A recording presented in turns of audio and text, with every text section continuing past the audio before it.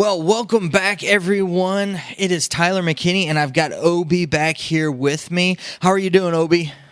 I'm doing great, Ty. How about you?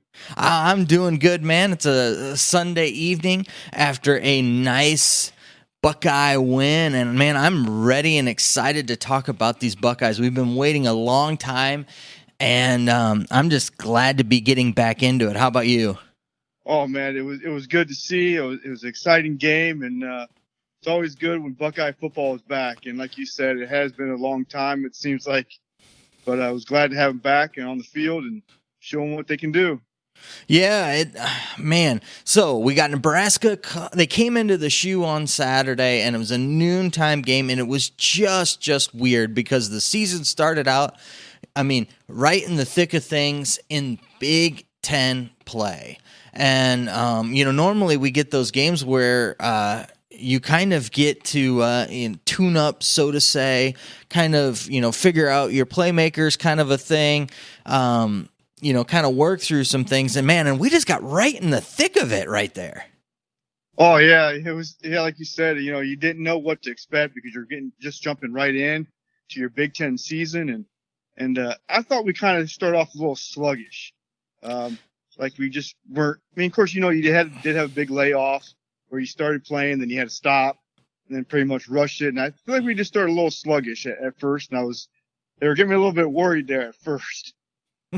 Yeah, there's definitely no doubt about that. That's kind of, yeah. They were they did start off. I like that sluggish. Didn't come out of the gate very well. But let's just go through here real quick, and I just kind of want to go through, and just kind of overall, just kind of look at the stats here. So we had, the final score was 52-17, and we went with a 27.5. I mean, it was anywhere between. I think earlier on a couple weeks ago, I saw 21, and then we had it at, I think it ended up somewhere, in some places around 26. But I would say that 35 points, the Buckeyes, they covered. We've got, when breaking things down, total yards, we had, the Buckeyes had 491. They had 276 yards passing, 215 yards rushing. Now, Nebraska, they had a total of 370 yards. They had 160 yards passing, and they had 120 yards rushing. Breaking down the penalties, the Buckeyes had 3 penalties for 14 yards, and Nebraska, they had 8 penalties for 90 yards. Nebraska had 2 turnovers. They had 2 fumbles that they lost, and then the Buckeyes had the 1 fumble that they lost. When Chris Olave got hit. Time of possession, the Buckeyes definitely came out ahead on that one. Is 33 minutes and 14 seconds to Nebraska's 26 minutes and 46 seconds. And so, if you're kind of looking through the tail of the tape, kind of the two teams with it, that's kind of where it sets and that with it. Brian, as you're kind of looking at the two things with the teams, is there anything here on this that really stands out to you? Well, the fact that Ohio State was balanced. They were. I mean, that's what Urban Meyer was saying. He said, even before on the Fox Game Show, he said this team has to be. You want to be as balanced as you can be, and they couldn't have been more balanced. I don't think, even though we kind of feel like the running game could have been better, and on defense, it was the same kind of thing. I said the rushing yards would be the thing we have to key in, we'd stop on. And you could see the rushing yards was higher for them than what Ohio State would like, because that seems like, especially with a quarterback that likes to run the ball. So both teams were very well balanced, and I think that's what it had to be. But Ohio State had the 2 turnovers and the penalties was, I think, what really made the difference in the game. You talk about Ohio State barely had any penalties, and all the penalties that Nebraska had, and they had some penalties that cost them 15 yards. Some big penalties. It wasn't just like it was 5-yard, 10-yard penalties here. It was some big personal foul penalties that really kept the momentum, the drives going for Ohio State, and that was a difference, really. with the penalties that they only had 3, and this early on in the season, only having 3, I think, is a huge thing with it. So, let's go ahead and as we're doing this, and you talked about the start of the game was a bit sluggish, and as I kind of went through things and I was looking at it, Nebraska, they kind of had some big stuff running and some things off early, but as they as things went on, they started to settle in the defense with that, after that first drive. So, as we're kind of looking at this, what are you thinking with that, Brian? Well, at first I was thinking, oh man, here we're going back to our old ways of letting because it was big runs. That first drive, it was a long run, but it was several big runs. You're thinking, where's our penetration at? Where are we not getting? The linebackers looked like they were just so out of position, and the defensive line just could not get in there. It just at times you're just thinking, and then it puts too much pressure on your secondary to chase guys down, and that's not what you want to see. So at first I was just like, man, I thought we were just getting back to our old defense back in that one year where we just got every game. It seemed like we got gas for big yards. Yeah. And I was like, I was wondering if Greg Schiano was back on the sidelines. What made you wonder? It was like, made you wonder, it's like, who's coaching this defense again? And I think a lot of that had to do too. I mean, Combs is coming in, running a new defense. He's running a defense that he's not necessarily familiar with and trying to learn things. And it is early. So you try not to pinpoint a little bit. And they did. They picked it back up, though. As quickly as that drive started that first drive was for Nebraska, you just saw them like somebody must have lit a fire on that team, because after that, there really wasn't a whole lot of tough. Nebraska's offense wasn't as tough as it was that first drive. Yeah, the first drive really, really did. They ended up getting a bulk of their of a good chunk of their yards and stuff, and especially on the ground there in that first drive.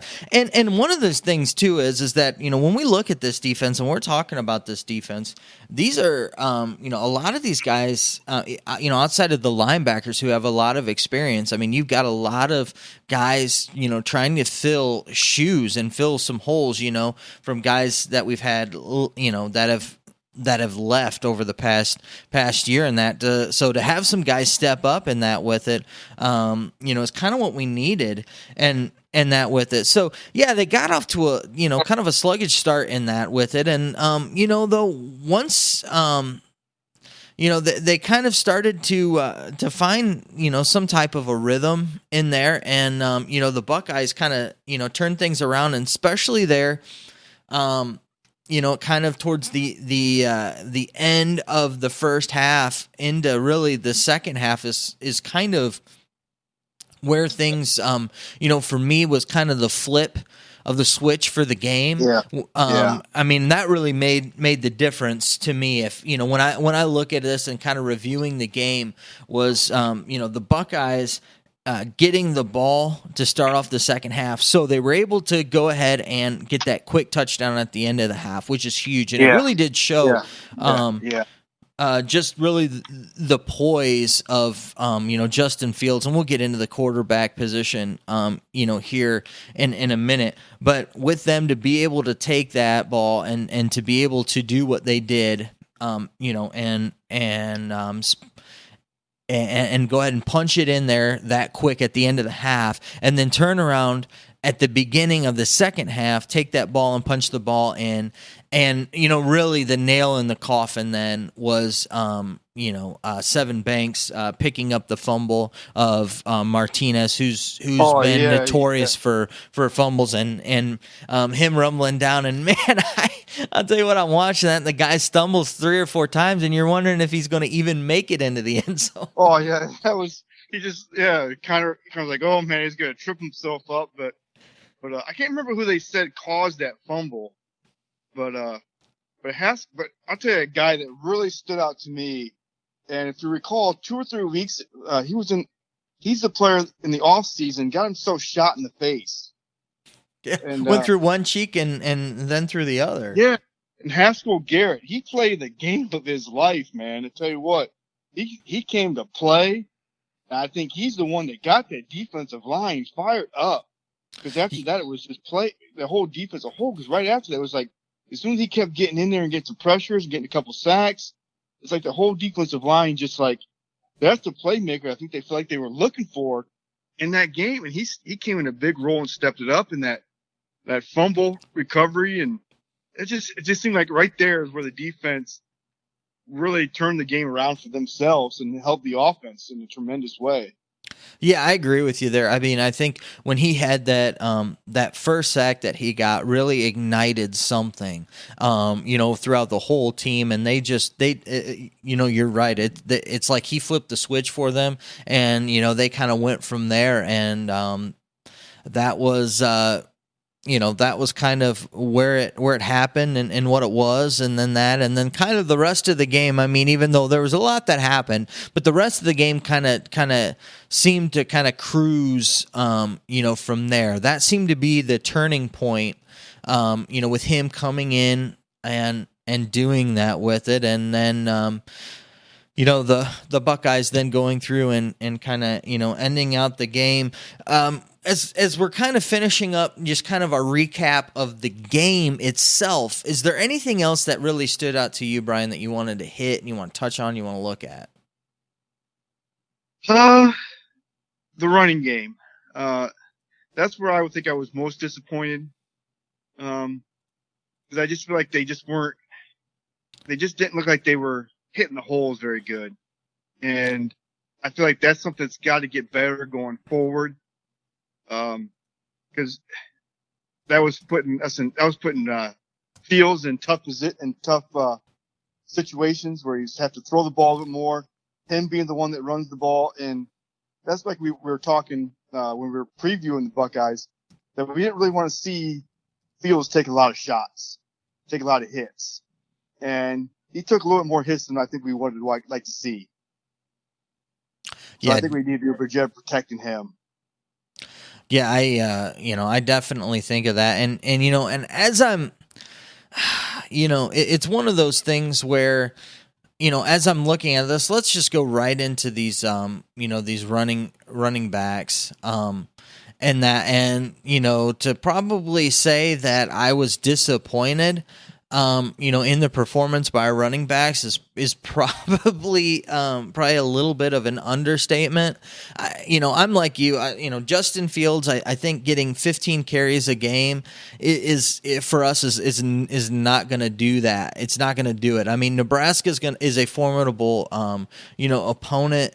And that, but I don't think we can sustain having Justin Fields getting 15 carries, and to boot on top of that, you've got, nobody else had over 50 yards rushing, in the game. And, when you've got your other running backs who are your considered your starters or your first stringers, however you want to look with that, and with Sermon and Teague, I'm looking at these guys and, they're averaging, you've got Teague averaging under 4 yards a carry, and you got Sermon averaging just over 4. And, you look at that and you're like, that's all right. But for me, that's, I don't want that out of my, my running backs. I expect more at Ohio State.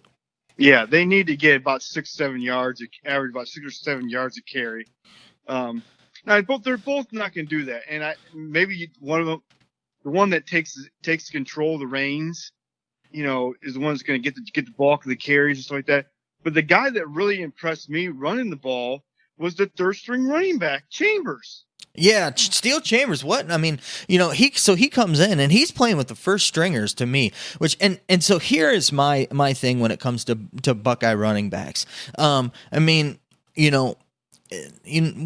Wisconsin's always touted for their their big running backs and who's going to be the next big one. But Buckeyes, listen, we're big up on running backs too, and we understand what the running game means. And the year that Haskins was there, and J.K. wasn't doing very well, and we kind of had the two-headed monster there with him and Weber, and things were were down for us with that. But when we're used to what JK did last year, and we're used to a guy like Ezekiel Elliott, we got Zeke, or Hyde, or any of these other Buckeye greats that you've had come through here. I mean, when you watch them when they're running, guys, when they get tackled, they fall forward. Their legs are still running and still moving, when they're getting tackled. And I can tell you,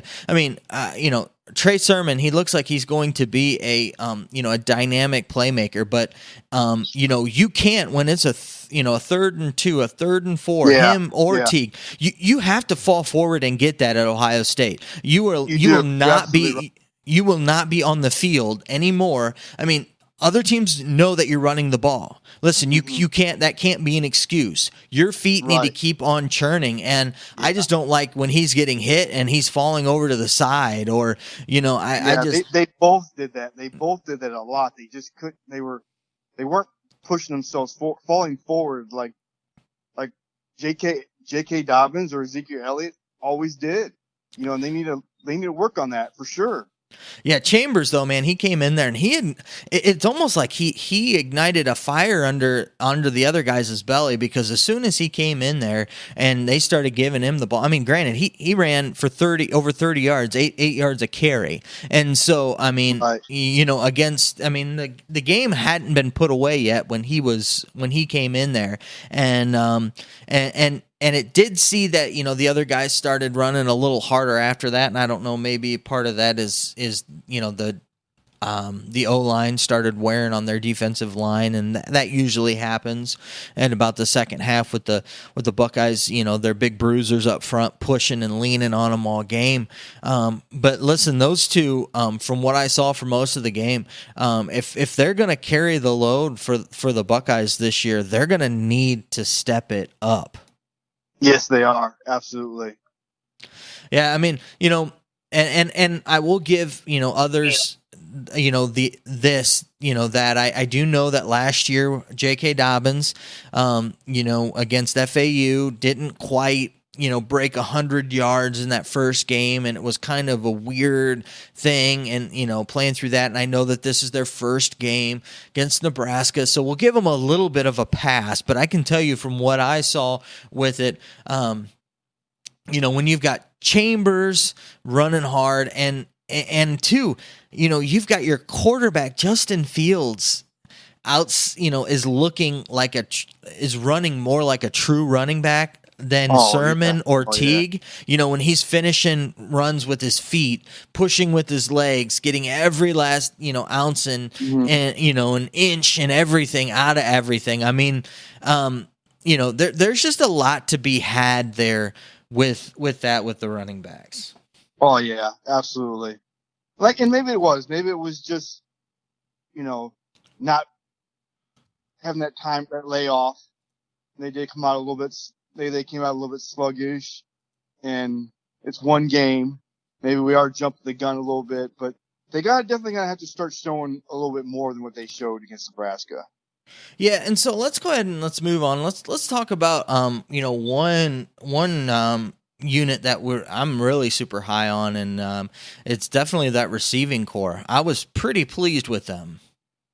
Oh yeah, absolutely. I mean, we knew what we were going to get from Olave and Wilson, and they both had over 100 yards receiving, and both made some great catches. And there's only one drop, and it happened to be by Chris Olave, who could easily have been a touchdown. And it's just the way he got hit, he kind of came loose, but yeah, they just ran so much crisp routes, got the defenders off their feet, and was able to get big yards down the field.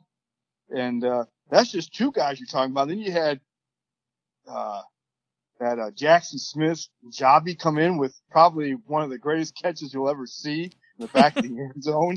I mean, getting a toe tap down and hanging on the football. I mean, that was a phenomenal catch right there for a young guy. Yeah, so you got, I mean, man, in Jigba coming in there and his body going out and him able to shift his himself in such a way to move his foot back in bounds and just tap his toe like that was just amazing and awesome. And, it's kind of one of those plays where you're just like, he made such an athletic play that you can almost forgive the ref on the field for calling him out of bounds catching it, Oh, yeah. And it was kind of funny. I'm watching it. He gets up and he's like, looking like touchdown, around. And, the ref, calls it, that it's not. And he's kind of looking all disappointed in that. And I'm like, man, you were out. And then of course they showed that replay. And everybody, even the announcers, thought that he was out. And lo and behold, never mind, man. I'll take that back. You were definitely in. But yeah, I mean, that's what we were expecting out of this wide receiving core, and I think that this is going to be again this year's, their strength, and the skills position really is going to, come out of that wide receiving core, and I think that they kind of understand that and know that. You're still going to have another guy or two step up besides Olivier and Wilson, and I think we will because there's so much talent in that position, because I don't think going forward you're going to have both those guys have 100 yards every single game. So there's going to have to be some else who have to come in there and get 60, 70, get about 5 or 6 catches and get some big chunky yards as well. But with those guys' speed, Olave and Wilson are definitely one of them or both of them not going to get open. It just seemed like all game long they were just open every single play. It was just athletic and, just running crisp routes, faster than everybody else on the field. On the one drop that Olave had, I will give him credit in the fact that he was open and, Fields threw that ball late. Yeah, he did. But, oh, well, he can't fault him. Guy was almost perfect. So yeah, this one pass. I'm not going to fault a guy for missing one pass. Yeah, it's that truly is that. I all in all is when looking at this though, the O-line. How do you feel about the O-line after the first game? At times I thought they did a really good job. There was other times where I felt like maybe it was just the way Nebraska was trying to blitz a little bit, tried to send different players and stuff from different angles. And I kind of felt, because Fields got hit quite a bit. Whether he got sacked I think he got sacked like 4 or 5 times and got hit on. So I feel at times they didn't protect as well as they could have. And I also didn't think there was a lot of holes early that they had opened up for the running backs. Now, maybe that was the running backs weren't seeing the hole. I don't know. But I think as a good unit, just like we kind of expected, they were going to be, as the game goes on, they were going to be bullying people like we thought they were going to. Yeah, I was overall, I think, pretty pleased by it. And again, I guess, we can give them, a little bit of, chalk it up to, first game, feeling things out, trying to kind of figure some things out, work some things out. I think if we didn't have the taste of, that, 2018 team, that really struggled with running the ball in the back of our minds, I think that things would be a little bit different. But I do kind of agree with you with that. We'll see how things transpire with it. And too, I think this Nebraska team might actually be a little bit better than kind of what they were a year ago. I think that they've definitely kind of made an upgrade in that with it. But looking and finishing out the offense, and pretty much, Justin Fields, he is the Buckeyes offense right now, and you talked about it. He's got one blemish on his on his stat sheet, from Saturday, and it's not even his fault. He went 20 for 21 for 276 yards and two TDs. You look at this, Brian, as I'm watching him throw that first touchdown to Garrett, I'm like, good night. I don't know how you could throw a prettier ball. Really Oh, don't. it was a pretty pass and a great catch. Because I mean, it wasn't necessarily easy catch. Sometimes you feel like you can get a little bit too excited because as a receiver being that wide open that all you see is the end zone in front of you.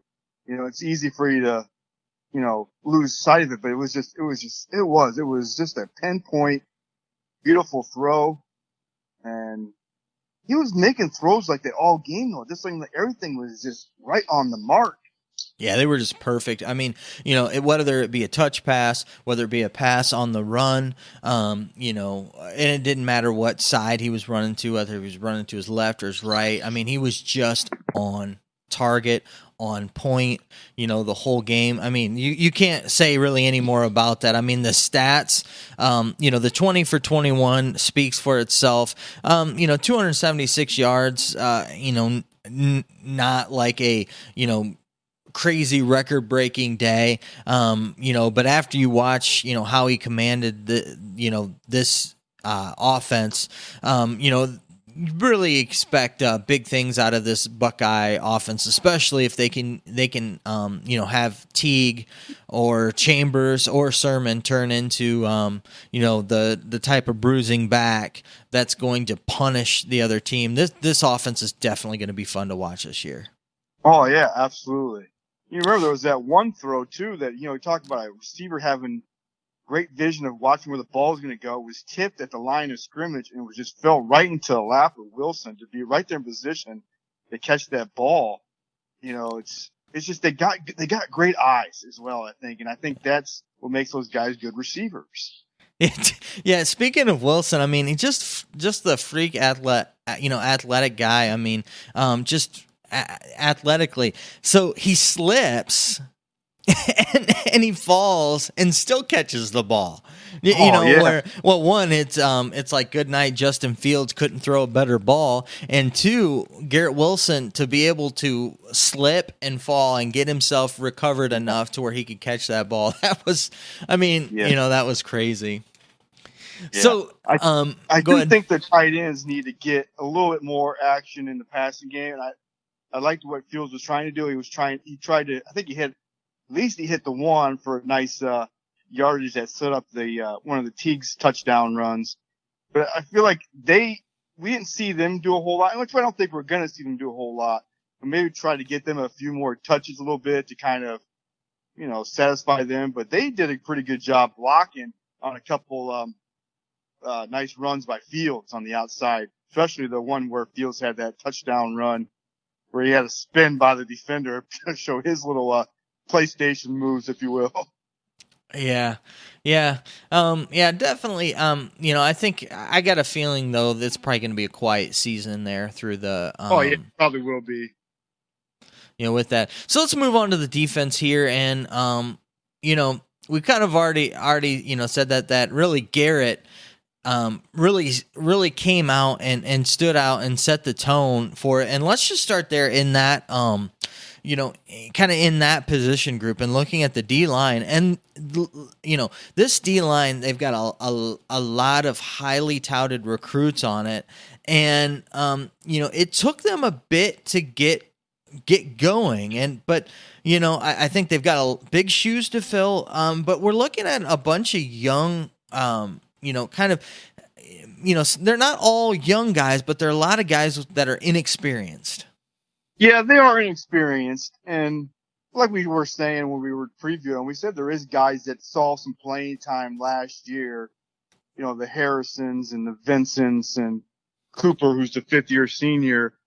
And those are the ones that are going to have to step up a little bit more. And I feel like they kind of did it. It seemed like after they saw Garrett Haskell going in there doing his thing and being, tearing up, getting through there, they started getting a little more pressure. You saw Cooper get in there a little bit more.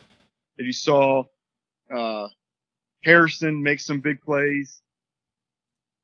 But the depth, because you're going to have to fill those guys. Because defensive linemen, you got to be deep. And other guys got to step up besides those three guys.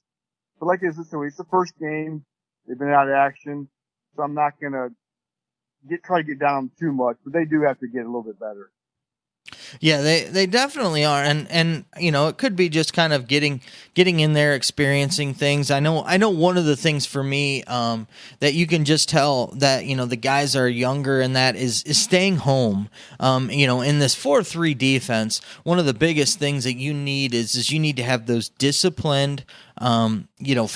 Fast. We like the guys that are fast to the quarterback. Those rush ends, but we really need them though, especially when you're against a Nebraska team like this and a running team. They need to set that edge, and a lot of those Nebraska runs were runs where they got sucked in and didn't and really didn't establish that edge and really push those guys back in, and you could that's where it seemed to be. They got gashed the most to me. Yeah, that's you're very true there. That's the same thing with I think the linebackers too. I mean, you said they thought the linebackers played good. I don't think they played the way that they can play. Kind of feel like they kind of went almost kind of maybe it was they were out of tune as well. Haven't really seen a lot of action in the off season with everything going on. But it kind of seemed like they reverted back to the year before, where they just were out of position and weren't watching the quarterback as much as they should, because that is the linebacker's job, is to watch the one of them has to keep an eye on the quarterback. And I feel like they kind of failed in that regard. Yeah, it's going to be really interesting, and Tuff Borland is what he is. He's going to be an inside linebacker, and I don't really think he's going to really be that. He is a talented guy. Don't get me wrong with that. He's I'm not. There's no diss or dig on him there. But he is not going to be your sideline to sideline running guy, and that with it. And Baron Browning and Pete Warner really need to step up on those ends with that, and really kind of shore up some of that stuff. And really it's again, I go back to it. Harrison filled in a lot of that last year, and to where kind of I think they're kind of hoping that Werner can kind of move over into that position Harrison took. And I'll tell you, there are times when Werner just he makes some really, really good reads, and comes in there, and then there are just times where he blows it. He looks like he's lost. Sometimes he just looks like he's lost.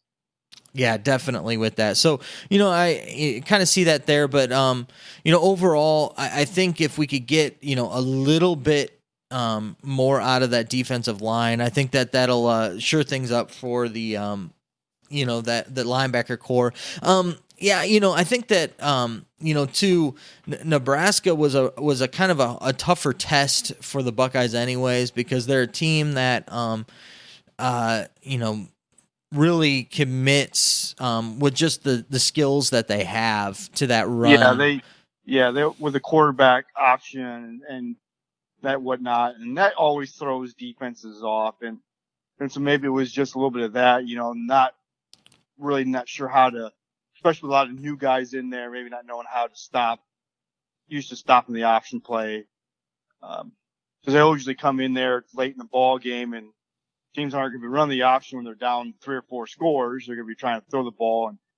But I think in the grand scheme of things, I don't think I'm going to be too worried about our defense. I don't think anybody can outscore Ohio State. Yeah, we'll definitely see that. And moving on the D-backs, really wasn't a whole lot there with it. It looks a lot worse on the paper than what it was. I know they only had 160 yards passing, which isn't a whole lot passing. They made Adrian Martinez, 12 for 15, Luke McCaffrey, 4 for 5, and made the guys look probably a little bit better than what they are. They were getting the ball, which is an interesting thing, and that's where I think our defensive line and linebackers need to get a little more pressure, because they were getting the ball. A lot of those they were getting the ball out quick. Oh, and there was a lot of missed tackles by our defensive backs. Outside of Wade and Proctor, of course, Banks with that big fumble recovery, you didn't really see a whole lot of other guys step up in the secondary like we thought. Proctor's made some big hits, big tackles, and he's going to probably be the guy it looks like is going to be that Fuller type play at safety position that Fuller played last year, where he's going to come up and try to stop the run a little bit more, be that safety that just kind of flies all over the field. And he's got the potential to do that with the big hitting, but you got to have the other safety that's got to step up and be able to, get to those receivers and those tight ends and running backs and stop them from catching those quick little passes. And who is going to be that guy opposite side of Wade? They had a couple guys play in there. There was Banks and there was one other guy that was in there. And you saw those were the two guys that were getting beat, quite a bit and missing the tackles. So that's where we have to get more out of those other guys besides Wade and Proctor for sure. Yeah, definitely. So kind of as we close things out on the game here, Brian, any final thoughts, on this Nebraska game? The one thing that really kind of stands out is just how dominating Ohio State can be. How well they can control the clock. And it looks like even if they get down a score or two, they're not a team that's going to panic. They're not a team that's going to lose faith. They know with the weapons that they have that they can get back in any game. And I think going forward, when you got some big tests coming up, whether it be in the Big Ten or whether it be in the conference championship game or in the college football playoff, if they get down 10, 12 points, they're a team that knows they got enough weapons to come back. And I think you saw a little bit of that. And even though Ryan Day wants to apologize for running the score up, I think at this point in the short game season, you may feel bad that you did with your backups, but that's what you want to see from all your players. You want to see everybody that gets in there to keep grinding and keep fighting until the final whistle blows. Whether you put up points or put up 60 or whatever. I'm not saying that it's not like they were airing the ball out. I mean, they were running the ball and the other guys were getting playing time. And I think like that's more on Nebraska not being able to stop you. I can't fault a team for scoring touchdowns late in the ball game. I just can't. Yeah, I'm totally with you. I thought all in all, it was it was a good thing for the Buckeyes to win. Coaches kind of like these games. It was a good fought game for the Buckeyes. They look good, but they left just enough meat on the bone for the coaches to pick at and do that to where they can use for some fire in their to put some fire back in their bellies for next week. I thought it was a great way to start off the season. A good win with Nebraska coming in, extending that home opening day win streak to 25, I think it was now. So definitely good kind of things. And as we kind of wrap things up for our kind of post-game review of the Buckeyes game and that with it, let's kind of turn things more to really the college football kind of world and that. We're looking at the new college football rankings and, the Buckeyes have moved up 2 spots to number 3. And that, is there anything that really sticks out to you, Brian, that, with kind of the college football landscape as it pertains to the Buckeyes and the big scheme of things that stood out to you this past weekend? Well, I think we know where Ohio State is number 3 at this point. There's no way of disputing that. Right now Alabama and Clemson is separating themselves from the pack a little bit. Now maybe they haven't really been rushed with Clemson. They haven't really been tested as much yet, and maybe that'll change here in a couple of weeks when they have to play like North Carolina and Notre Dame. Alabama, they had Georgia. They did take care of them, but I think right now Ohio State is a number 3 team. But I don't think they're that far behind Alabama. We may have to wait and see if we're good enough to take on Clemson. I think it's a little bit too early to tell, and I think it's a little bit too early to tell if we're better than Alabama at this point. Even though Alabama did take a big blow, losing one of their best playmakers on offense. So we'll see how they do going forward as well. So. Yeah, I think number 3 is probably the right spot for them. I think that with them starting so late, I think that these the voters have kind of had the Buckeyes, around that 5 and 6 mark, knowing that as soon as they start playing in that and start showing what they can do on the field, that they were going to move them up, and that seems to be the case here with that. So yeah, I'm like you, nothing really kind of really stands out to me, too crazy here with the college football scene with that. So definitely just. Like I said before, just kind of excited. Buckeye football is back after this crazy year that we've had. It's nice to have Buckeye football back. So I'll tell you what, Brian, I'll kind of give you a final word, and then we'll get on out of here. Well, like you said, it's good to have football back. It's been a crazy year, and it was good and exciting to get a chance to watch Ohio State and see this team. We've been waiting for it, and they played like we thought they were going to play, and it's good it's always good when you got a great team that you're got high hopes for, and I think it's the start of kind of what we expected, and I'm excited to see them going forward and just seeing how this team continues to develop and continue to get better, because we know they're going to continue to get better.